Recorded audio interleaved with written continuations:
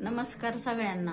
मला एवढंच सांगायचंय की ज्यावेळेस आई बापा आयुष्यातनं निघून जातात तेव्हा किंमत कळते आई बापाची, काय आहेत ती आई बापा. तसं माझं नशीब फुटके हो. माझ्या जीवनात तर देवाने आई पण ठेवली नाही, बाप पण नाही, भाऊ पण नाही.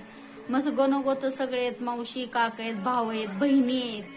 पण कुठंतरी आई वडिलाची माया ह्या काळजात अशी लागती की ती असते तर असं झालं असतं, तसं झालं असतं, फोन केला असता, भेटाय आले असते, मी गेले असते भेटाय. पण असं वाटतं की कुठल्या दुनियात जावं त्यांना शोधायला आणि कुठल्या नाही. आपलंच नशीब फुटकं म्हणायचं की देवाने आपल्या आयुष्यात आई वडील ठेवले नाही.